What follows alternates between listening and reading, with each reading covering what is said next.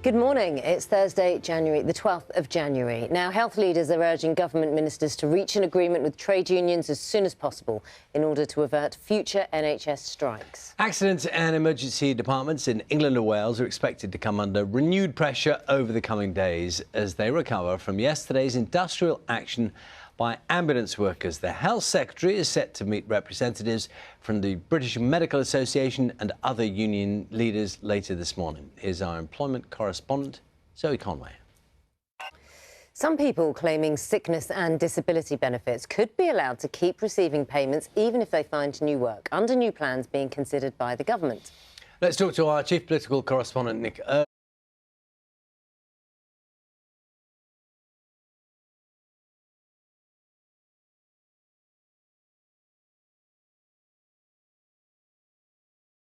Ukraine's President Volodymyr Zelensky has insisted his troops are holding out against Russian mercenaries in the key strategic target of Soledar.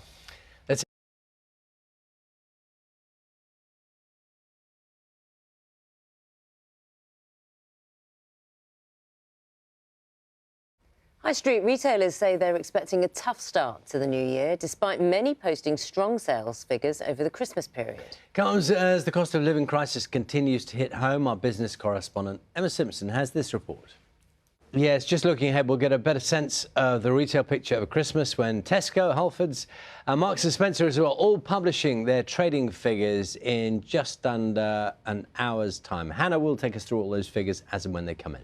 It's 12 minutes past 6. One of the most influential rock guitarists of all time, Jeff Beck, has died at the age of 78. The British musician rose to fame in the 1960s as part of the Yardbirds but forming the Jeff Beck Group with Sir Rod Stewart.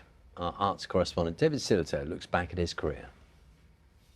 Let's speak now from Los Angeles to Jean Simmons. I'm fascinated by Jeff Beck doing Nessun Dorma. I've already looked it up. I'm going to be loading that today just to hear it. It'd be quite remarkable. Carol has the weather for us this morning. Morning, Carol. Stormy skies. It feels like hasn't stopped raining forever. I can completely understand that sentiment, Naga. 23 minutes past 6 is the time. Good morning. Now, long ambulance wait times, too few hospital beds, staff shortages. The huge pressures facing the NHS, they've been laid bare this winter. And later this morning, we'll get the most recent waiting times for accident and emergency departments in England. For patients suffering from urgent health emergencies, the impact of delayed care can be devastating. Jamie Cubbin has been speaking to one woman who got in touch with Breakfast to share her family's story.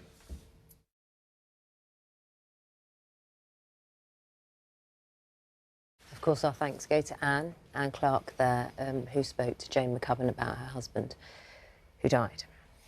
Time has just come up to 6:30 Thursday morning. Let's have a look at some of the front pages for you this morning. Time now to get the news, travel and the weather where you are. Hello, you're watching Breakfast with Naga Munchetty and Charlie State. Good morning. Coming up on the programme.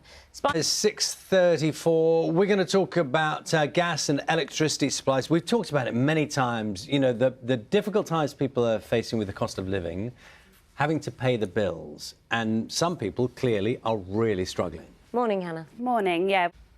6:36, Mike's here now. The sport. What have you got? Morning.